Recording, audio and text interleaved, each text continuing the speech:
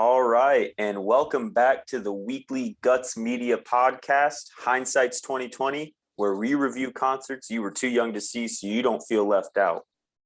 This week, we did the Strokes MTV $2 bill, which was broadcast, obviously, to MTV, and we're going to go ahead and dive right into it. I think first we'll just do immediate impressions. I have today with me CJ, Caleb, and Colin. CJ and Caleb are the same guy. That is correct. I am the same person. Yeah, we couldn't afford two different guys, so unfortunately we had to consolidate them down to one. Yeah, CJ got fired, so I had to take the name too. All right. Well, we'll get right into it.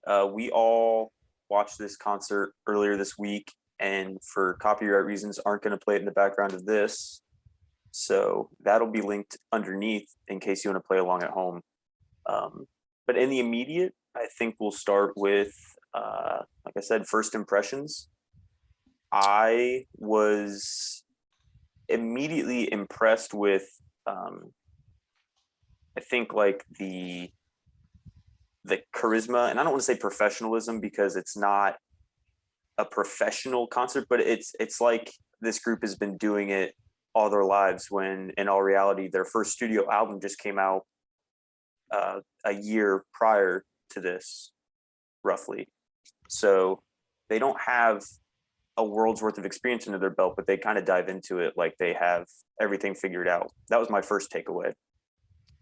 Yeah, and I feel like you can kind of tell they're a little bit naive going into it, like especially the first half when we get a lot of close-ups in the video of Julian Casablancas in the more kind of intimate show.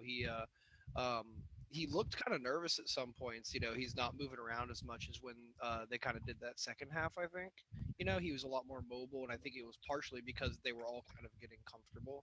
But the guitarist Albert Hammond Jr., right, is his name, with the froey hair. Yeah, he was the entire time. He looked extremely natural. That was really impressive to me. And now I didn't realize that this was right after their first studio release, but 2002. Yes, I guess it was, wasn't it? So Yep. Knowing that kind of adds a little bit for me. I think that's extremely impressive. Mm-hmm. I think a point of note for what you just said on the first couple tracks is that the set list is broken up. The first three songs that you get to see in this specific video are songs they did before the broadcasting started. So the first three songs are basically just them in the audience. I think it's almost to get grips and, like you said, to kind of break that naivety. Yeah. Before they really dive into it, because immediately, as soon as the broadcast starts, the demeanor changes. You see, I saw it much differently. A band this young, and especially being thrown into something as big as a live concert put on by MTV, that is a lot, and for a lot of bands that's one of your first big breaks. And the stage presence for a lot of them is very different. With Julian, he is reserved for that first little bit, but all his lyrics are impactful, and he finds a way to throw his character into every one of them. But it only takes him a couple of songs before he at a couple points was walking out into the audience. And with a stage that cramped, they are not operating on a very big platform. Unfortunately, the MTV execs were not able to afford too much for them to walk around on. Fab's drum kit took up about half of it. I think the presence they had, given their circumstances and how fresh out of the barrel they were, honestly, I think sets a really good stage on what the Strokes would become after this. I think there's a lot of character there. Yeah, it's interesting you bring up the stage, because that was one of the first things I wanted to get into. Is actually the first half of the concert takes place on this much smaller, intimate stage. It almost is like a bar scene. Everyone else around them is seated, some at like tables and stuff, and they are confined to, like you just said. I mean, it's an area no larger than most people's like first practice rooms. Do you think that adds or takes away from like the intimacy and kind of like the overall performance as it is like a concert? CJ, I'll let you take home on the first round here. Oh, okay. So I definitely think that the smaller stage, like you said, the disadvantages that come with it, like not having a lot of room to exactly show a lot of like more interesting stage presence. I think the intimacy in that first half especially is definitely there. Now I also didn't know that the first three songs weren't actually broadcast there in the pre-broadcast. Um, that also kind of makes sense because I feel like those songs did feel almost a little more intimate in the way that they were kind of like, a little more stiff and a little like maybe less comfortable. Mhm. And I mean, it sounded fantastic the entire time. Um, but that smaller intimate stage, I feel like kind of, especially for the songs that they chose for the first half, kind of gave that feel that they were going for, I guess, with their sound, because they have a very, very like unique, complicated kind of sound that you can really deeply explore. And I feel like having that intimacy really kind of adds to that.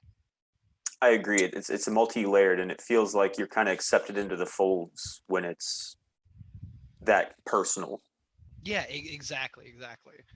See, I feel bad, yeah, especially looking at that first bit where they are on that much smaller stage.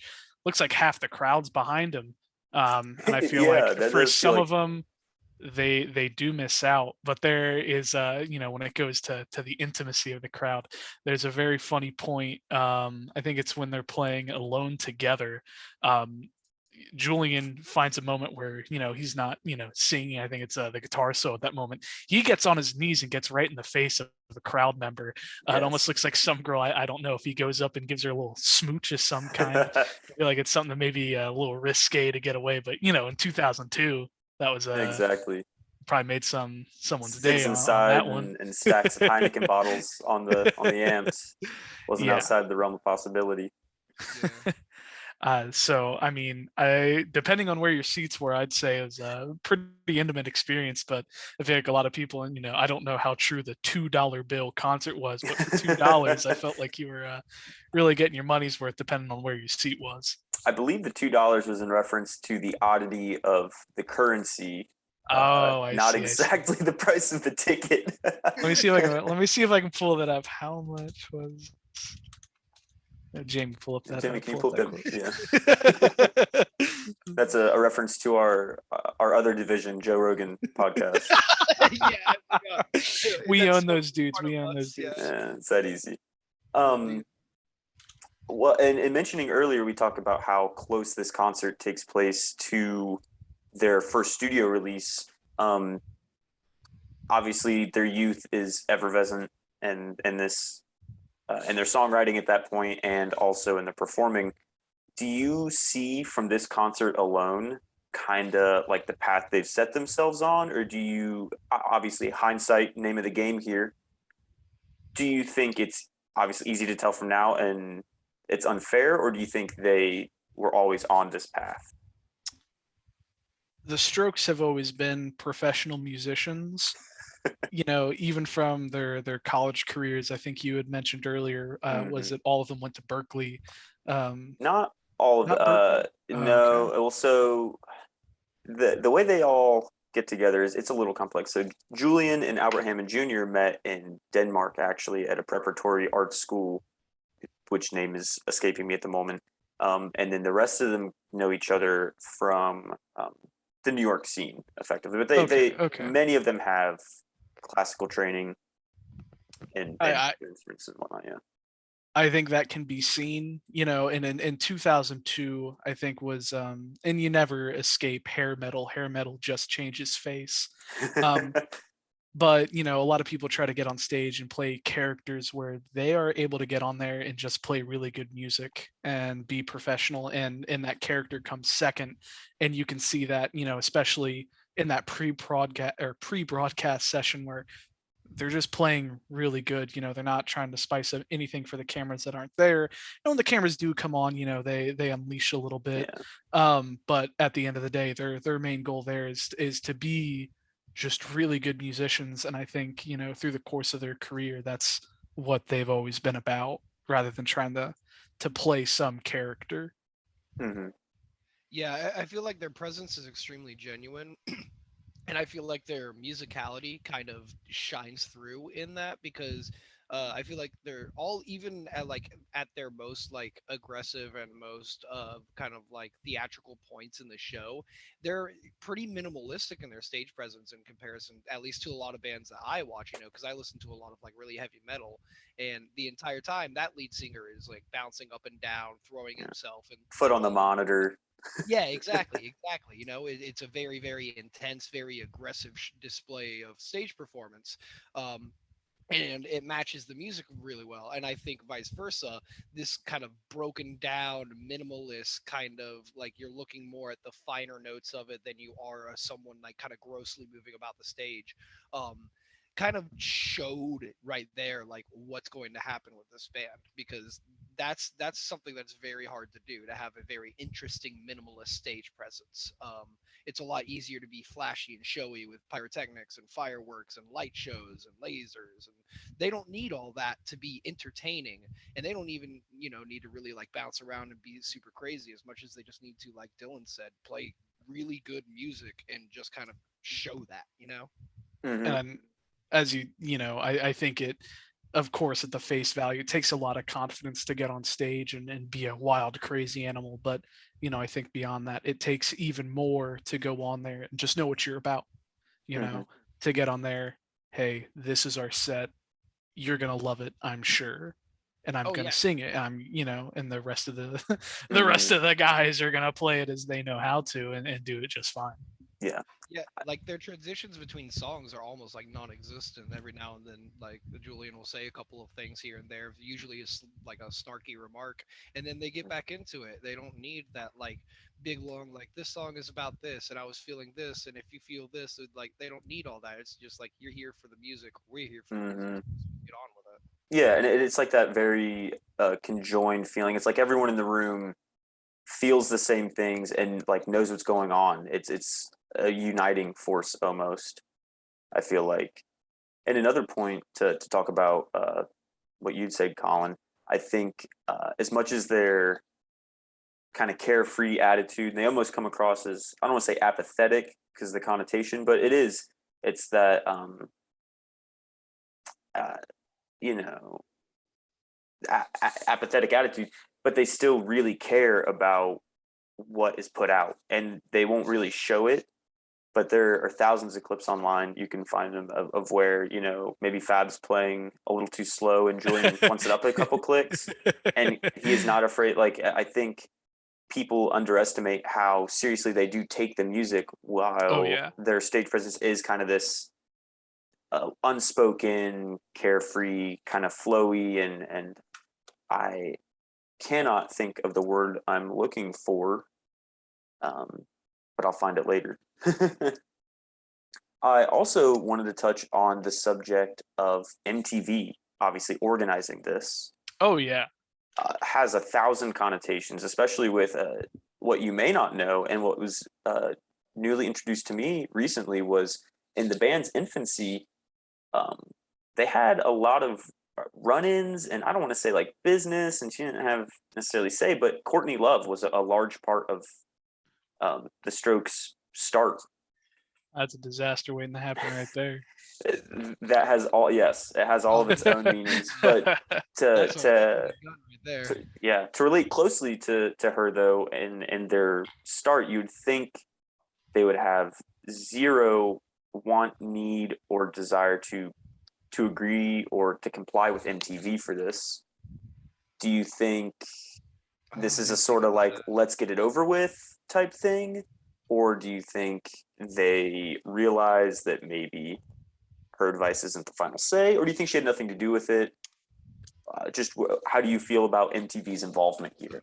Obviously, at the And time M- they're influential, but and MTV, especially in 2002 when MTV still kind of mattered, mm, I feel like MTV was kind of the machine, and no matter how much you disliked it um, for what it was and what it may have become and what it was previously, it was the patron saint you had to kind of you had to sell play your by its soul rules a to. little bit. Yeah. Yep. And I think, this coming out after their first album, it's like, and I can imagine Julian in a room with like, with the rest of them, like, hey guys, I got good news and bad news. We got hooked up with MTV, and we got hooked up with MTV. You know, and especially of all bands. I mean, with a band that has a song called New York City Cops, and their adamant not hate but apathy towards them. Disdain, You know, maybe, yeah. something like this is like, we really don't want to, but the opportunity and the light they provide is, you know, at a point we'd be stupid to pass it up. And, you know, not that I think, you know, hindsight, if the band would have been any different if they didn't take the opportunity that MTV gave them. I think, you know, especially in the short term, you know, this was broadcast in the houses. You know, maybe people that had never heard of the Strokes before is like, hey, MTV's got a 1 hour free concert on a $2 bill. Isn't that wacky? And, you know, they find out, oh my God, you know, these guys are amazing. And, you know, the light they provide, you know, the tendrils, they reach deep. Yeah, they reach deep, but they reach far, you know, and that's something that's hard to turn your nose up to, no matter how much you hate them. Yeah. So looking into this as well, at least according to most things online, the big shift in MTV from music to more just media entertainment, like a TV channel, it started around 95 into the early 2000s. So this is basically right at the peak of the transition. This is when MTV went to music videos to teen pregnancy. Yeah, exactly. So this is right at the turning point, right? Because this is 2002, so we're like we're 2 years away from the Osbournes and stuff like that.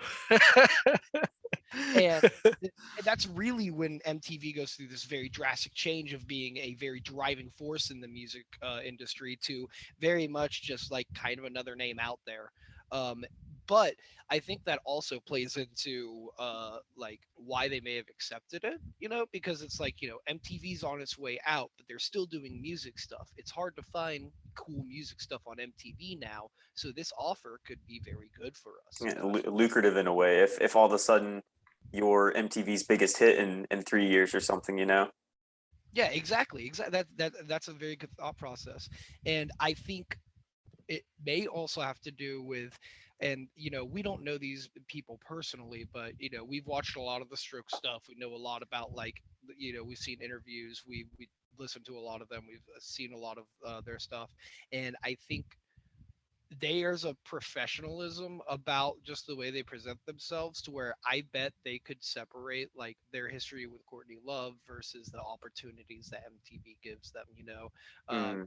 Because you there is that whole issue of all the things with Courtney Love and Kurt Cobain and MTV, but that also was kind of at its peak before MTV made this weird transition that they were doing. So I bet you, you know, there weren't a lot of the same people even on the board versus when Courtney Love and Kurt Cobain had their issues. So taking that into account, I feel like Courtney Love's influence probably didn't play much into the decision of them doing this MTV thing. Yeah, that's fair. And I think they were kind of living the lifestyle as well at this point. Their involvement with Courtney Love, I think, can be chalked up to them being like, we're rock stars. I'm gonna chase any tail that I can smell. I mean, Fabrizio, the drummer, has a high profile. He was with Drew Barrymore for years. What? Yeah, and there's a second celebrity who I have to look up right now. But yeah, I mean, the drummer for the Strokes, he looks, I mean, he's just, he does not exude like celebrity couple. He does not. He sits there behind the drums in a t-shirt 70% of the time. Yep, and he's just kind of, he looks a little goofy. So yeah, Kristen Wiig from SNL, he is dating. What? Yep, that was. Is this at the time, or is this still currently? That was from 2002 to 2007. I will link this popsugar.celebrity. This is kind of a cheesy article, but if I trust my e-news with anybody, it's you know, cheesy tabloids. Exactly. So 2002 to 2007. So roughly around this time, Kristen Wiig, and then no, I'm sorry. Yeah, no, okay. So that's what I'm reading. Kristen Wiig, and then her and Drew Barrymore starred in a film together in 2009, and he jumped ship. Yes. So I think that is a perfect example of kind of their attitude with being involved with these celebrities and that sort of thing. Oh yeah, they're rock stars. It Yeah. really is a modern day Rolling Stones. Like they're exuding that bad boy, just kind of I'm gonna show up and do whatever the hell I want, and then that's badass. Good for Fab. Good for Fab. I'm not here to perpetuate stereotypes or anything like that, but yeah, I mean, and I think that speaks User volumes for to MTV. the Courtney Love experience. Is it's high profile. No press is bad press. Yeah. If you spend time in the tabloids because your music is good versus because you're dating Drew Barrymore, people are going to listen to your music more either way. It's just the nature of things. I'm gonna listen more now that no. This has piqued my interest. Right. And then I was gonna switch gears a little bit. I feel like I don't want to stay on a tangent conversation. Yeah, but you had brought up the track New York City Cops earlier, Colin, and I was I wanted to bring up. So they play it the first time in the pre-broadcast, so they don't broadcast it, and I think that might mean something because obviously the track was left off the American release of the album. The American release. Now they had that on the UK. The implications of 9/11. They thought best to nix it, and it's already a single. It'll come out later or at the right time. Oh, so the single came out in the US market. Yes. I don't know okay. So we still got to hear the song. Yes, absolutely. It's like balls to play that in front of MTV twice.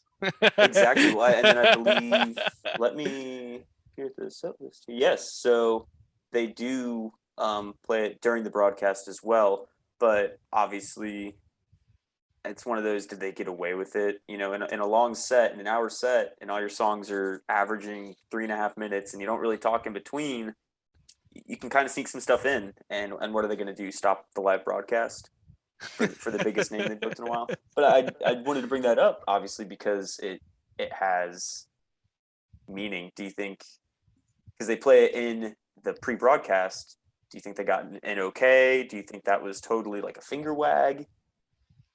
So first thing I want to mention, because I've heard the recording of this song before. I think it's a funny song, but them playing live what Albert and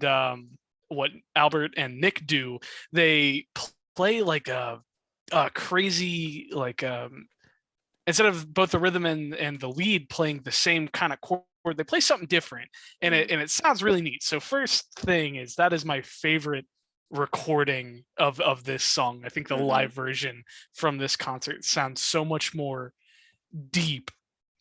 Oh, yeah. But I love this song. One, I think it's funny, and two, especially the main reason they left it out. You said that that 9/11 thing, but it's not like they said New York City firefighters ain't too smart. They were they were getting at and all of them kind of being in New York. I'm sure they had some run-ins, being some wild, crazy, hooligans in their 20s at the time. I can see Fab especially getting up in the some trouble. Oh yeah, they're rock stars through and through. Rock stars and cops don't. Exactly. Oil and water. If the song had come out a year before, a year after, there would have been no issue. Like you just said, it's a tale as old as time. But then there's this whole stigma surrounding the track, and then it's like, can we ever play it again? I've seen shows recently where it is absolutely part of the set, and people love it, and people recognize the track. It's aged very well. It is a song that's aged really very like a fine wine. I mean, personally, Kyle, you probably knew this. That's my favorite Strokes song by far. I've heard you say that before. Yes. Yeah, just musically, first of all, and lyrically. Not only is it like haha, like a classic play on good guy, bad guy, cop versus rock star. At the same time, it's also very like quippy, lyrically.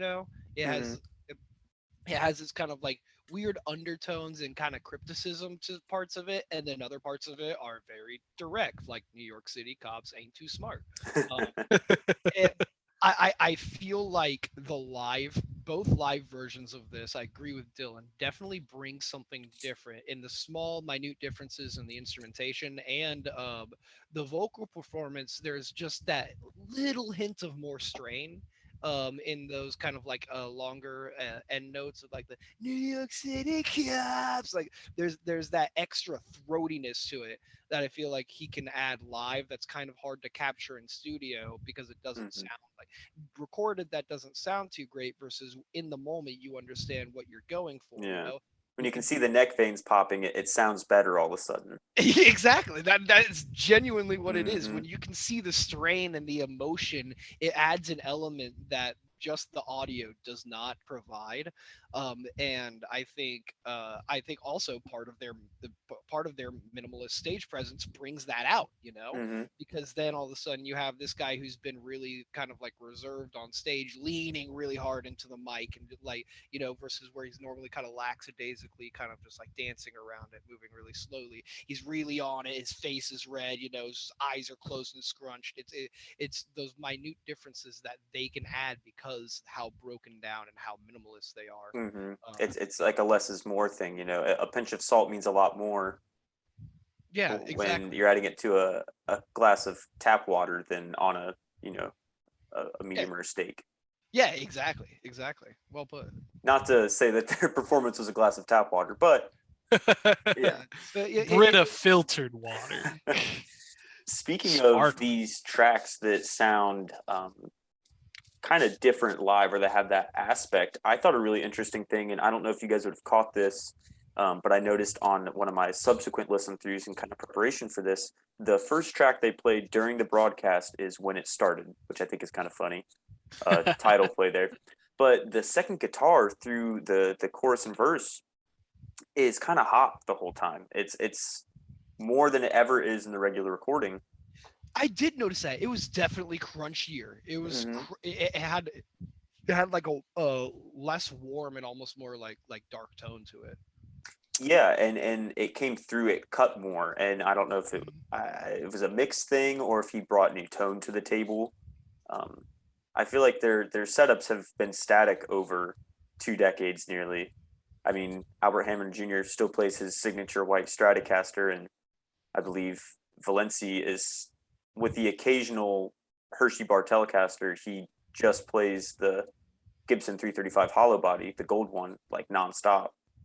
And their pedal boards seem the same as well. So I wonder if it was like a mix for this um, concert where it maybe even a fluke, but I thought it sounded different, intriguing, and for any music buffs in the audience, I bet it was really cool to get that kind of spin that wasn't just a lyrical, um, extra "ooh yeah" at the end of Yeah. the verse or anything like that. So I feel bad, and especially as a bassist, I think you guys are always too loud. Um, but I do think, and I feel bad not to be contrarian. I really didn't notice it until you brought it up. I Totally saw in the fair. pre notes, and I went back and I listened to it. I was like, yeah, they're a little loud, but um, I think everyone was kind of able to play through it. Um, I just, I mean, and it all sounds good. Maybe it was just part of, it was the first time they were live. They had the pre-recording, but maybe the sound check wasn't as good as it could have been. Maybe they're like, hey, we need to make some last minute adjustments before they figured it out. But I thought they sounded just fine. I say just fine, but like from a mixed level, nothing too out of the ordinary, but of course sounded great the whole way through.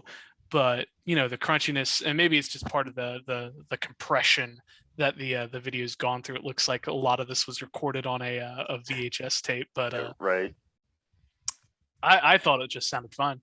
Yeah. Oh, I definitely don't think it sounded bad. It was just something kind of new to the table that I wanted to, bring up a little bit. I also, speaking of the beginning of this broadcast, they play the intro that I'm assuming all the TV viewers at home see on MTV, and I thought it was really reminiscent of the non-American release cover art for the album as well. So they have the projector displaying the names across the hardly clothes-clad women on this board, and I thought it was interesting and like that callback to kind of show that. And I wonder if you guys noticed or if that was just me kind of drawing connections where they aren't. I didn't know that was not the I didn't know the other album cover. I'm not familiar with that actually, so I did not notice that. But I did really like the visuals of that intro. It was very interesting because yeah, like I know it had like the names coming across their their calves and like their back and stuff, and it was like those like close up shots, right? Yeah, and Yeah. what I'm referencing is the non-American. So the American release is like the illustration of a particle collision. Actually, it's what that blue and yellow stuff is. Yeah, we've talked about Yeah, but it's the guy with the leather glove, ain't it? it's a woman with a leather glove and oh, like, okay. I envisioned that as two different people.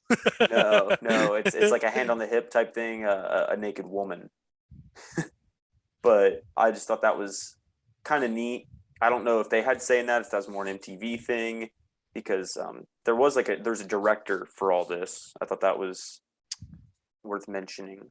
Yeah, United States censorship's always been strange. You know, certain things go by the way, but you show one thing that's maybe a little bit too risque, and that's right off the nix that one. Get rid of that. Yep, that's good. Yeah. Feels very arbitrary at times, especially back in that era, censoring album covers versus not censoring, like TV shows. It was very, very picky and choosy. Mm-hmm. Absolutely. And I also we're coming close to running out of time. Gutz Media will not pay for a full Zoom membership, so we're limited to these 40-minute episodes. Those guys really need to kick up those coffers a little bit. They're really, really putting us in a strangle right now. Exactly. Well, we have about 5 minutes left, and I wanted to mention something more towards the back end of this concert. They do, they bring everybody on stage, which in and of itself is a weird, crazy kind of conclusion, which just brings us right back into that intimacy and that closeness with the crowd. But they play the tracks Between Love and Hate and Meet Me in the Bathroom, which at the time were unreleased. They are on the second studio album. We see a lot of people like at the Super Bowl, instead they get invited to play this big show and they play their new stuff that nobody cares about instead of the old stuff that people know. Do you think this is kind of one of those cases where it was awesome to pull these out, or was it like play to the crowd, everyone wants to sing along? Something tells me that was organized by MTV. Because if you listen super closely when they're playing Trying Your Luck, in the first couple seconds, when it's just and I don't know who was playing rhythm at the time, I think it might have been Nick, that was the only guitar you could hear for a second. Yep. And I think Julian says like, hey, the guitar's out. Yep. like he was kind of upset. It's like, hey, someone might have stepped on the chord or something. And I don't think he was frustrated, but I do think it was very funny. It might have been a little out of their comfort zone, but I think MTV was like, hey, we got to get all these dudes up here to look so cool. Yeah. I think they like to get out into the crowd on their own volition rather than having it be in order. Exactly. You can see earlier when they switched stages to the larger stage at the second half, Julian himself takes it upon himself to step out into the crowd and to interact with people. But then you see it is almost like an awkward, like, what do we do now? When everybody gets up there with them, you can see all the girls flocking to Julian, and they're kind of just trying to make it work. Even feel bad for Nikolai. He's got to have a bunch of dudes around him just like me, like, hey, man, that's a great short neck, dude. Let me check that out. The quandary of bass players. You attract more men than women. I feel like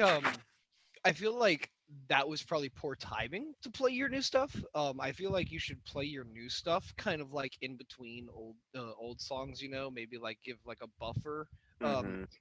but also I'm on 100% on board with Dylan where I feel like that was probably not their plan exactly for their new stuff because like think about it, if I was up on stage with the Strokes and they played a new song I would just kind of like dance and stuff, but if I was up on this stage with the Strokes and they played Razor Blade I would scream until my throat was bleeding, like I would be all about it, that'd Hmm. be Was this one new at the time? I thought that was part of their. Trying Your Luck was that's part of the first album, so people would have known that one. But I believe the track Between Love and Hate is one of them that they play while everyone's up on stage. I don't believe Meet Me in the Bathroom was played while everyone was up there.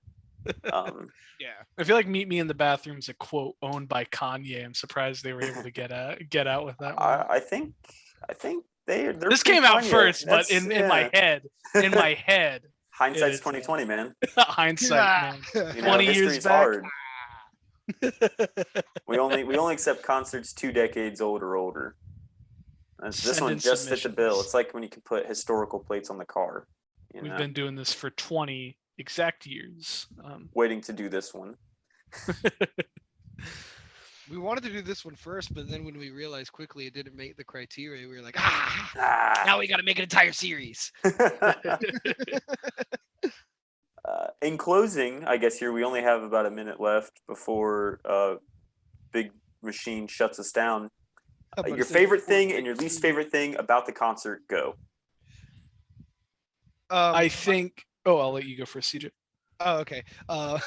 My favorite thing definitely was once again just like how they really got to show off how musical they are in their stage presence, and were able to perform in a way that I think is indicative of them as musicians. That's very cool, very hard to do, even harder to do when you're a band like the Strokes. So I feel like that was very impressive to me, and I really enjoyed that. Say from my end, Nikolai. It's Nikolai for sure. I think is once again as a bass player and just seeing a lot of the members, both Fab goes like a monkey the whole time. Albert and Nick, they get on their knees. Julian gets out on the crowd, and Nikolai just stands where he's at. He plays bass like a man. You can see it in his face. You can see it in his posture, and I think he's just a real professional musician, no matter what the antics are around him. And I really appreciates that about him. I couldn't agree more. I think my favorite really is seeing this thing culminating and coming together. I feel like this is like a big break moment, like I said with MTV, and I think they put in the work, and they've created this album that definitely just topped the charts. I mean, it skyrocketed, gained massive popularity, and it's their chance to just go out there and execute, and I think they did that perfectly. Perfect summary. Great show. Wonderful. We'll be back next week with our next episode of Hindsight's 2020, where we'll be doing Limp Bizkit live at Reading. Yeah, it's all about the she said, she said. It's all about the he said, she said. The